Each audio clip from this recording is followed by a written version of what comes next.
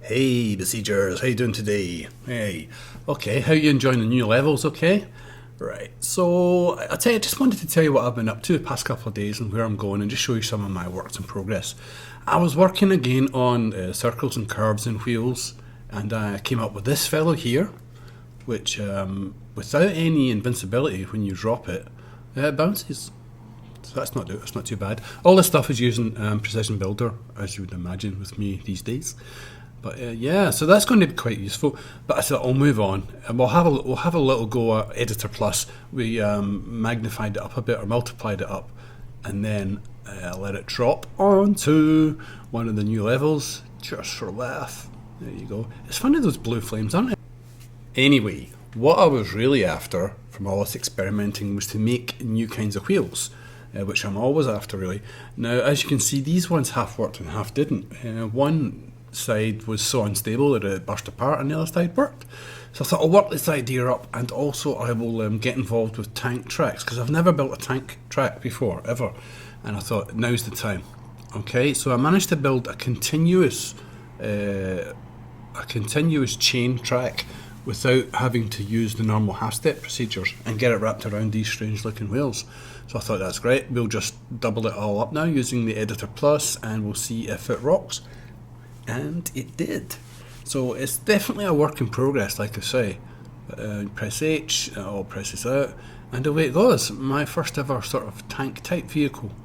Yeah, and it does wheelies. It's got so much power in it, it's unbelievable. So there you go. Yeah, it's alright. I thought I would unleash it again on that the blue fire thing, just to see if it could climb up the side of it and knock it over. So that's what we did next. Now, as you see, no problem on the approach. You just go straight up right away.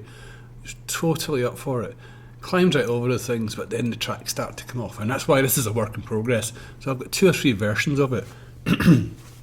I've got 2 or 3 versions of it on the go just now, and I'm going to try and finish one of them and turn it into an. This is another version. This is a 4-wheel version, much more armoured, no wooden parts on it at all, and it's got the armour plates for treads as well. So that's a very capable machine, but the tracks come off this even more. But as you would expect, because there's all those gaps between the wheels, it's never going to hold. So expect to see that in some sort of finished shape soon. So I just thought I'd show you that. So that was good fun. Right, okay, serious business. Look in the distance there and you will notice that on the Argus level there is a moon. Right, now I noticed that moon moved strangely as you move, and as you move closer to it, it got slightly bigger.